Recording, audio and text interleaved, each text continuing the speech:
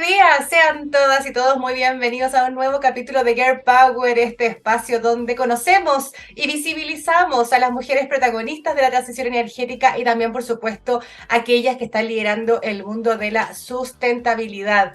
Comienzo saludando a Colbún y RWE, que son nuestros Platinum Sponsor, también agradeciendo, por supuesto, al Ministerio de Energía que nos patrocina y a Pollux Comunicaciones, la agencia que hace posible este programa todas las semanas. Quienes nos escuchan hoy probablemente conocen sobre la iniciativa público-privada que el Ministerio de Energía va impulsando hace hartos años, 2017, 2018, y me pueden corregir.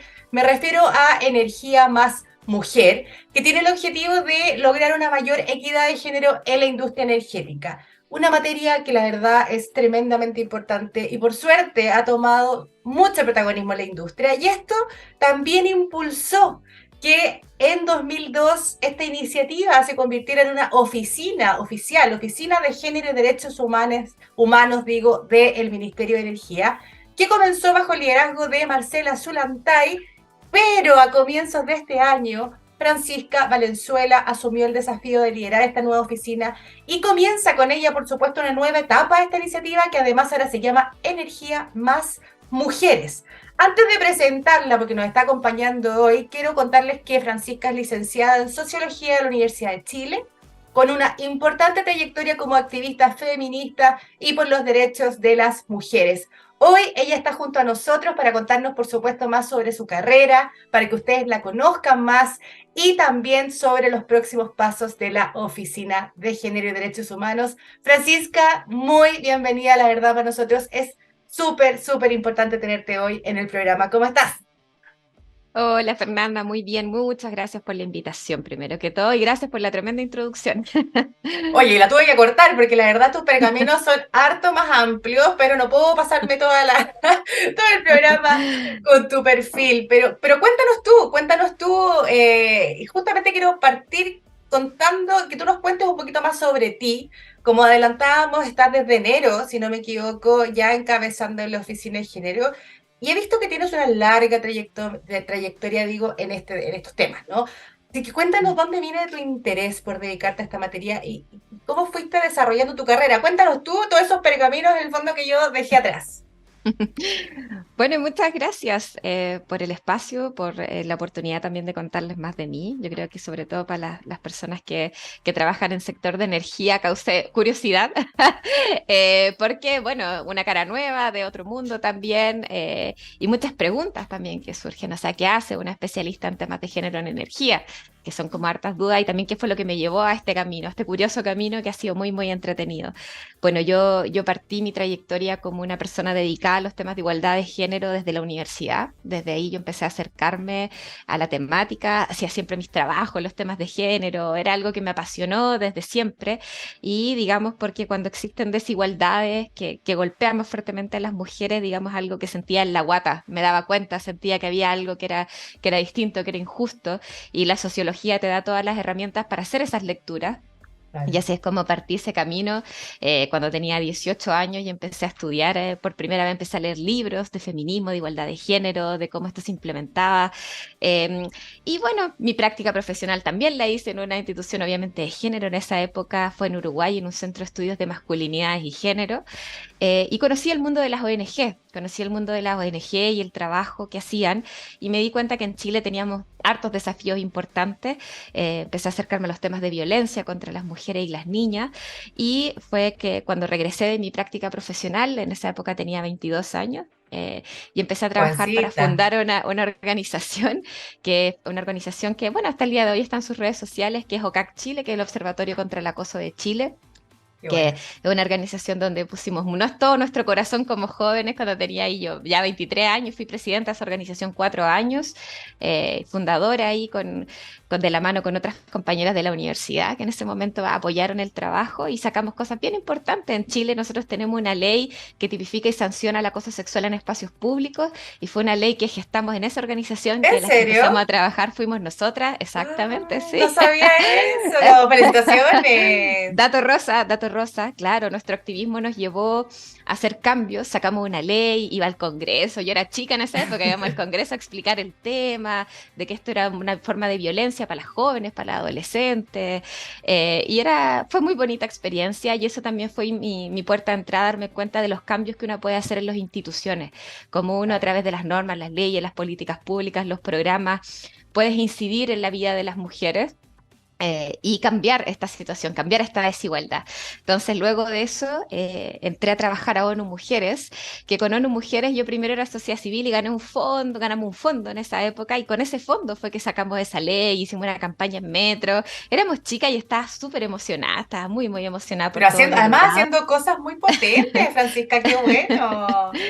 Muchas gracias, sí, creo que es bonito contarlo, casi nunca tengo el espacio, entonces pues son muy lindos recuerdos que guardo de esa época.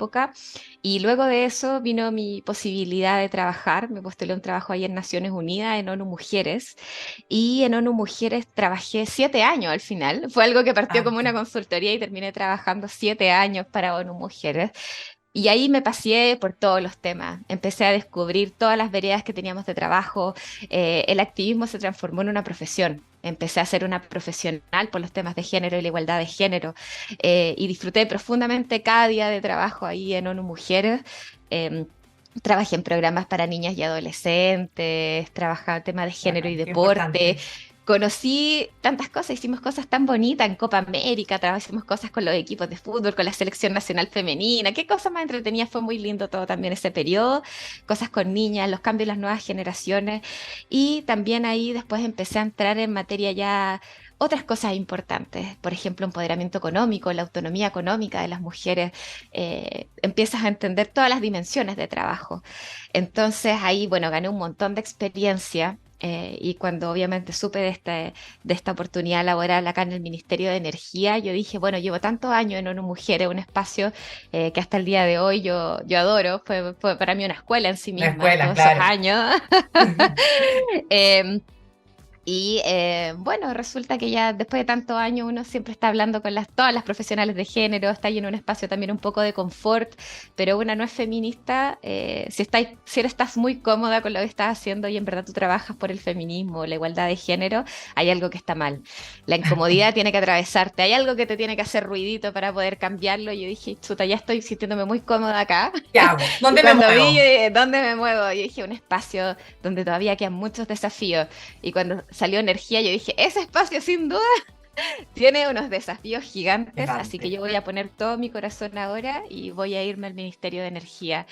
Y cuando tomé esa decisión, que fue, me dio una pena también gigante, a todos mis Ah, pero colegas, te pasaste directo, estabas ahí de ONU Mujeres, te fuiste directo al me, ministerio. me fui directo, igual avisé y pasaron un mes, una cosa así, donde hubo Claro, un pero tenías un tránsito. salto, la pérdida del fondo que uno hace como la despedida de un Claro, lugar que quiere mucho, también lo viví hace poquito, pero por un desafío tremendo que es justamente liderar esta oficina de género, que además, y ahí quiero que nos cuentes un poquito más, tiene un nuevo desafío esta oficina, independiente, el desafío central que lo tenemos súper claro, pero entiendo que bajo tu liderazgo se integran también, o cuando se creó la oficina, se integran también otras patitas súper relevantes donde se deberían enmarcar también las materias de género, como es capital humano, como es educación. ¿Cómo conviven estos temas en la oficina de género y finalmente y derechos humanos?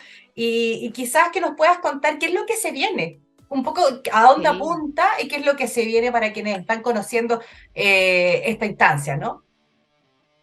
Sí, bueno, la verdad es que todavía tenemos un desafío muy grande acá en el ministerio. Sin duda un paso muy importante y de los primeros pasos cuando alguien me pregunta cómo puedo hacer para empezar a trabajar igualdad de género, lo primero siempre son los compromisos al más alto nivel. Eso es lo que primero te permite empezar a ejecutar a nivel institucional. Entonces creo que es súper relevante reconocer que el Ministerio de Energía tiene una oficina de género y derechos Sí. humanos y me atrevería a decir, luego de unas experiencias internacionales que he tenido, que creo que somos de los únicos ministerios en el mundo que tiene una oficina de género y derechos humanos al interior del Ministerio de Energía. Por lo tanto, nos hemos transformado también en pioneros y nos han puesto harto el ojo de afuera para ver todo lo que estamos haciendo acá adentro y cambiar la realidad del sector energético Es con miras tremendamente de derechos humanos. masculinizado Claro. históricamente. Entonces, bueno, desde este año, ¿cierto? Y bueno, ya el año pasado estaba ya en configuración la oficina, entra directamente la línea de educación y capital humano, como tú dices, y creo que son ejes súper estratégicos, porque los cambios por la igualdad de género tienen una base de educación importante. Cuando nosotros queremos mirar hacia el futuro y pensamos un futuro con igualdad de género, es un cambio cultural, es un cambio en la manera en que vemos el mundo, es un cambio en cómo funcionan las instituciones, desde los reglamentos de las instituciones hasta nuestra convivencia, hasta lo que no está escrito, la manera de relacionarnos, las decisiones que tomamos, todo eso está atravesado por el género de alguna manera. Entonces, la educación es muy importante, empezar a educarnos y aprender de la energía. Sin sesgos de género, que se llama, que es esto que ha atravesado siempre la energía, que aparece como un espacio tan masculinizado, tan propio del hombre, donde las mujeres no hemos tenido tanto espacio, donde a las niñas no se les hace sentir como un espacio tan propio todavía. Exacto. Entonces, eh, cambiar eso desde la educación es muy importante. Por eso Educa Sostenible tiene la idea y el objetivo de todo lo que hace es libre de sesgo y además intencionar esta educación de que la energía es para todos y todas, tirar también estos mensajes y guiños en la línea de derechos humanos. Y por otra parte, Capital Humano es una de las puertas de entrada, ¿cierto?, para revertir ese que tanto nos pesa ese 23% de participación de mujer en el sector energético, que lo que hace Capital Humano es preparar, ¿cierto? Preparar las personas que van a trabajar en la industria energética, dotar de competencias. Y uno de los objetivos que tenemos con miras, digamos, 2030, al 2030 se espera tener 18.000 capacitaciones y 9.000 certificaciones en Capital Wow. Humano. Y de ese total, un 30% van a ser mujeres. Ahora, me encantaría que ese 30 para los próximos años planeemos 50, pero todavía tenemos brechas tan profundas en energía que no podemos exigirnos lo inexigible. Y tenemos que ser realistas también. Tenemos mucho que cambiar para atrás, porque para capacitar en capital humano necesito antes más adolescentes y jóvenes que se interesen en el mundo STEAM, en las ciencias, tecnología, en la Te innovación, quería llevar para en las allá. carreras afines. Te quería Sigamos llevar para entonces allá. por ahí.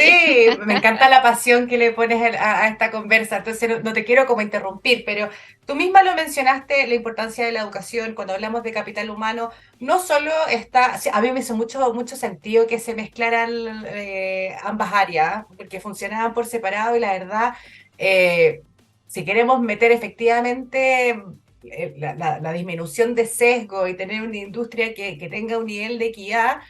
Pucha, si vamos a hablar de capital humano, no es solo formar capital local, sino que formarlo con hombres y mujeres, ¿no? Que es un poco el doble desafío.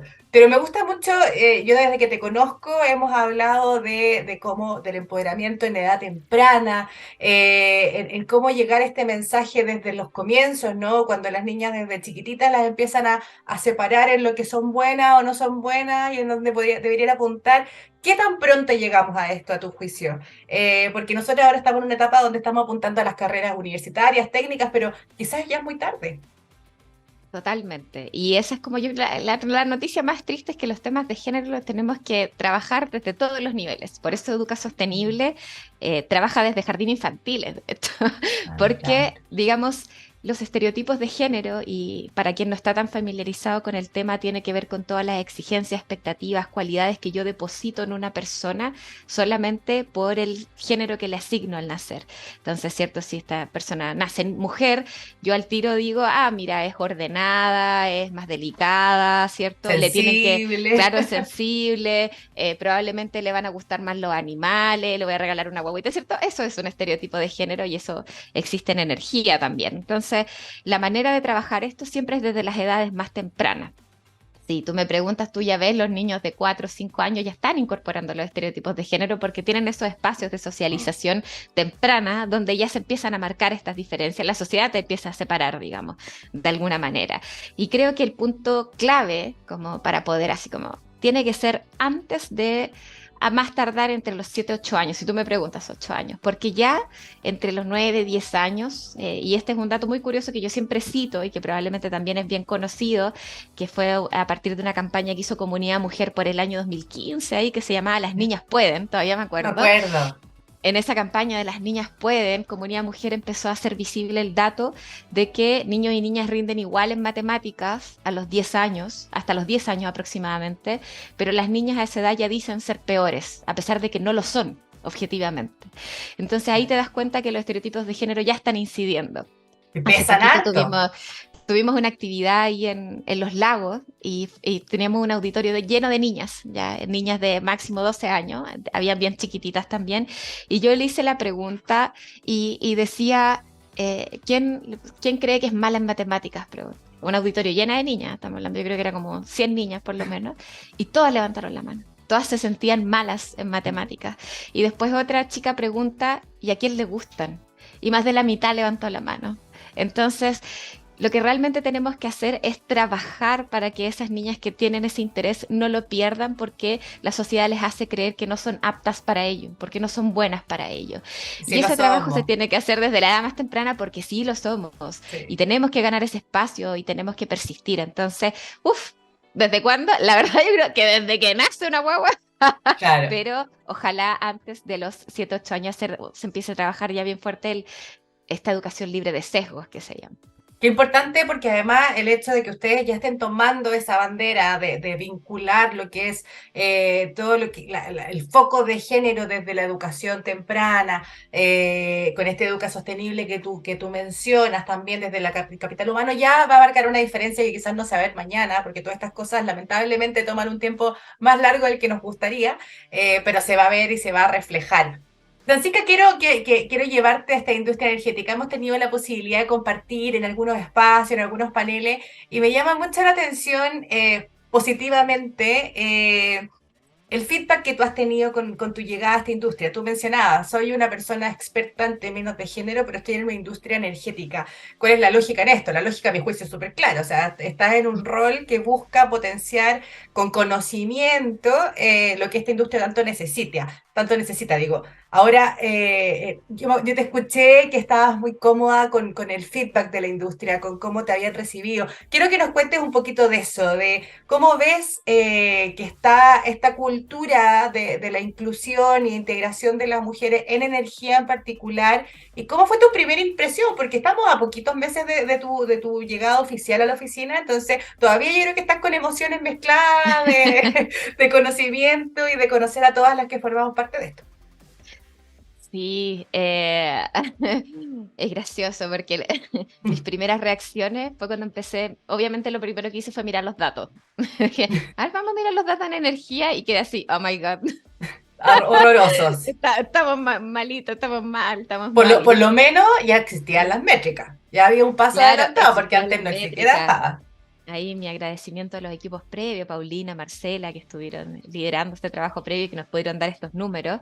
Entonces yo lo primero que hice fue mirar los números, los estudios de brecha de capital humano que lidera ahí Alejandra Hidalgo, y miraba 11% de mujeres, 9% en algunos lugares. Y yo decía como, decía, hoy es como, estas cifras me están así impactando bastante, y con mucho temor las vi hasta que justo entré en enero, entonces yo al tiro me metí de lleno en marzo. Yo dije, hagamos una estrategia de focalización en marzo, aprovechando que ya había revisado los antecedentes, y empecé a pedir las reuniones con gremios, con empresas, con organizaciones como Pollux también, la agencia Pollux, que Me ahí nos encanta que. conocimos. Oye, la Francisca nos recibió de forma inmediata, así que doy fe que de política de puertas abiertas, y lo agradecemos un montón. Yo lo agradezco un montón. Sí, y no, gracias a ustedes, porque ahí fue donde mi percepción empezó a mejorar. Yo dije, aquí hay, o sea, llegaron, respondieron rápidamente a mis correos, o sea, ustedes nos buscaron también además para juntarnos, y fue ahí cuando empecé a conocerlas a ustedes también, a las mujeres que están trabajando hoy en energía. Y lo que me encantó es que, si bien me di cuenta que en energía no está lleno de expertas en género como en otras áreas sociales, yo dije, pucha, aquí yo lo doy todo para ellas, porque tienen unas ganas de querer hacer, que yo creo que eso me motivó mucho también. Fue como que bueno, que están dispuestas y están clarísimas de que hay un problema y una situación que a ellas les importa mucho cambiar, y que hagamos este esfuerzo colectivo. Entonces, esa fue mi segunda impresión. Como la primera impresión fue preocuparme por los datos, decir, aquí tengo pero un desafío que me voy a poner de Mutante. cabeza. Pero dos, decir, pero hay tremendas alianzas. Hay tremendas alianzas, hay mujeres muy potentes aquí en energía que están dispuestas a que conjuntamente sigamos impulsando estos cambios. Entonces, fue una recepción entusiasta, fue una recepción bien esperanzadora también del trabajo que tenemos que hacer. Y creo que eso fue como, digamos, lo que más me gustó de haber entrado. La recepción de la industria fue muy buena en ese sentido, como que todos dijeron, sí, aquí tenemos un desafío y creo que lo complejo es que, bueno, no todos conocen de los temas de género o qué significa. Muchas veces me hacían preguntas como, ¿y esto qué quiere decir? Pero yo con todo el gusto del mundo lo explico, si ese es mi trabajo en el fondo, como Claro. yo soy la experta en género y por otra parte ustedes son los expertos en energía y yo explicarles, cuando ustedes me cuentan a veces también del mundo energético, yo decir, mira, por acá podemos hacer esto. Entonces ha sido bien entretenido este intercambio de explicarle a gente que ve todos los temas de energía, decir, mira, en esto también hay género, desde quién participa, cómo participa, dónde te está instalando en un territorio, y es entender que en este mundo, desafortunadamente, hombres, mujeres, otras identidades de género, no vivimos el mundo de igual manera, y que en ese no vivir el mundo de igual manera, las mujeres tienen un espectro de sobrecarga, de situación de desigualdad que es distinto, cargamos con más trabajo doméstico y de cuidados no remunerados, somos más propensas a vivir situaciones de violencia, particularmente violencia sexual. Tenemos mayores problemas de autoconfianza, síndrome del impostor, todas estas cosas que a veces dificultan nuestra permanencia. Tenemos otras barreras estructurales a veces que las personas a veces no confían en nuestras capacidades por prejuicios de género, por estereotipos, o piensan que el liderazgo no está asociado a nuestras competencias. Entonces, es entender que no vivimos ese mundo de igual manera y explicar eso en el mundo de energía ha sido muy, muy entretenido. Ay, qué bueno. Pero qué bueno que ha sido un desafío entretenido y como dices tú, te has sentido acompañada y con buenas redes. Estamos, la verdad, toda la industria muy motivada para poder ir mejorando esos números. Así que todos a disposición para que vayan mejorando y unas próximas métricas sean aún mejores. Te quería preguntar, Francisca, porque yo también sé que en marzo reciente, cuando ustedes desarrollaron esta conmemoración oficial del Ministerio de Energía en el marco del Día Internacional de la Mujer, tú te pusiste un propio desafío, que era que llegaras a 100 empresas comprometidas con el plan público-privado Energía más Mujeres. Lo lograste, ahí estaban las 100 empresas. ¿Qué es lo que se viene ahora? Porque ese plan tiene distintos ejes, distintas líneas de trabajo. Exacto. A tu juicio, ¿cuáles son quizás las principales barreras o lo que va a costar un poquito más de avanzar? Porque en términos quizás de charla, sensibilización, difusión, vamos un poquito más adelante, ¿no? Hay una cultura que se está conversando. Pero en la cosa dura, cuando hablamos quizás de brecha salarial, subir realmente los números en las organizaciones, las mujeres en terreno, ¿dónde ves tú o olfateas que Sí. puede venir lo más difícil? Lo más difícil es justamente llevar a cabo la estrategia de focalización que planteamos, porque uno se da cuenta que hay cosas que es más sencillo comenzar a hacer. Por ejemplo, pedir que una institución empiece a crear un protocolo de acoso y violencia, una acción bien puntual, posible de hacer, Manejable, ¿cierto? ya. Manejable, y todas las instituciones lo pueden hacer. Distinto es llevarlo a cabo y también distinto es cuando ya implica como políticas de temas de autonomía económica, ¿ya? Entonces el desafío que nos hemos puesto es empezar a trabajar por la autonomía económica de las mujeres en el sector energético con perspectiva de derecho humano y base de igualdad. Entonces, ¿qué es lo difícil? Por ejemplo, pedir que abran espacio, porque en el fondo gran parte de lo que el feminismo y la igualdad de género pide es que cuando ha existido grupos que han estado privilegiados, digamos, por posiciones, por cargos, por remuneraciones, y hacen el ejercicio consciente de entender, ok, sí hay brechas, nosotros hemos estado liderando, por ejemplo, energía mucho tiempo, me toca abrir espacio, me toca abrir camino también para que las mujeres sean parte de ese proceso. Y ese es el proceso más, uno de los más lentos, que en el fondo cuando nosotros decimos en esta estrategia de focalización de autonomía económica tenemos queremos avanzar en los temas de paridad en cargos directivos. Eso es súper desafiante porque en el Súper. fondo es decir, aquí vamos a tener que cambiar las estructuras de liderazgo que estamos pensando en energía.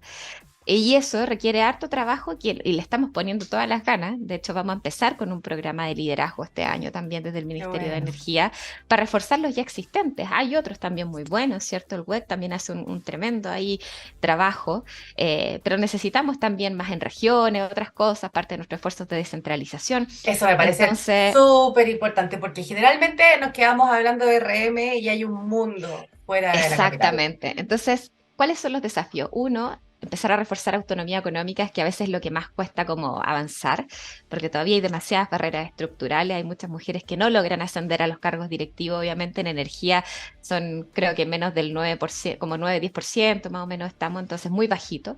Hay que mejorar en la materia de liderazgo energético, brecha salarial, hacerlo efectivo también, pero para eso puede ayudar herramientas, instrumentos, cosas que nosotros también vamos a socializar. Qué bueno. Otro tema importante también es la incorporación laboral en todos los niveles, porque nos dimos cuenta que las mujeres abundan en la parte administrativa en energía, que hay O sea, 57% de mujeres ahí. administrativo, comunicaciones, recursos humanos, ahí estamos. Totalmente. Entonces, cambiar ese otro lado para el lugar, por ejemplo, donde los cargos operarios hay solo 9% de mujeres. Ok. Entonces, necesitamos reforzar eso y por último hablamos de un plan de acción, que es que las empresas tengan sus políticas de género más planificadas y para eso en esta estrategia de focalización nuestra oficina está proporcionando la asistencia técnica pertinente. De hecho, compartimos hace poquito nuestra primera sesión de la mesa público-privada a estas 100 empresas, ¿cierto? Que se conectaron muchas, no fueron las 100, pero había estaba mucha gente conectada Sí. ese día.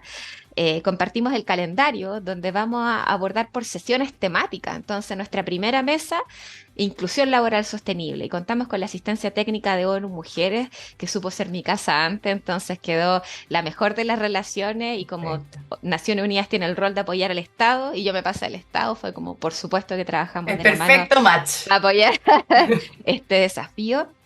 Y ahí contamos con el apoyo de una tremenda profesional que se llama Paz García. Y con Paz García vamos a llevar a cabo, ¿cierto?, estas sesiones temáticas. Y la idea es que allí no solamente se compartan las buenas prácticas a quien ha tenido dificultades implementándolas, sino que se les compartan insumos. Porque, como decíamos en mi casa, en verdad, como uno no puede pedir a veces hacer un queque si no dais la receta a quien no sabe.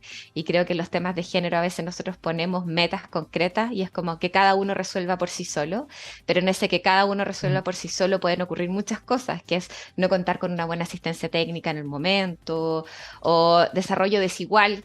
Que hay alguien que va a hacer, que pasó mucho con los temas de protocolos de acoso, por ejemplo, en su momento con las universidades, que habían universidades que tenían protocolos atómicos y otras que tenían dos hojitas porque cada uno ponía sus esfuerzos disgregados. Entonces la idea es que en este esfuerzo colectivo avancemos de En un una manera más estándar. nivelada, con Claro. un estándar. Y esa es la idea de lo que espero poder apoyar en eso, que sientan, cuentan con nuestro apoyo, con herramientas para cumplir con esos estándares que cada vez se están exigiendo más en la industria también. Oye, Francisca, no nos llegamos a la hora. Llegamos Sí, al se tiempo, nos fue. se nos fue. La verdad, un gusto escucharte, como te decía, es tremendamente inspirador cuando una persona habla con esa pasión de los temas en los que se involucra y trabaja. Así que te agradezco el tiempo, te agradezco la disposición, te agradezco toda esta alma que le pones a lo que estás haciendo. Me quedo con una pregunta pasada, pero tendré que conversarlo en privado porque vi por ahí también eres escritora, que tienes ahí algunos proyectitos y me hubiera gustado conocer un poco más, pero lo dejo acá para que investiguen también quienes nos están escuchando y viendo hoy. Francisca, nuevamente mil gracias por habernos acompañado, pero debo cerrar esta jornada de jueves agradeciendo por supuesto a Colbún y RW que nos auspician, al Ministerio de Energía que nos patrocina y a Pollux Comunicaciones que hace que este programa se vaya todas las semanas a sus oídos, ¿no? Que tengan una muy linda jornada y nos vemos entonces el próximo jueves, como siempre, a las 11:30. Somos Your Power, somos Pollux. Nos vemos, que esté muy bien. Chao, chao. Chao, Francisca.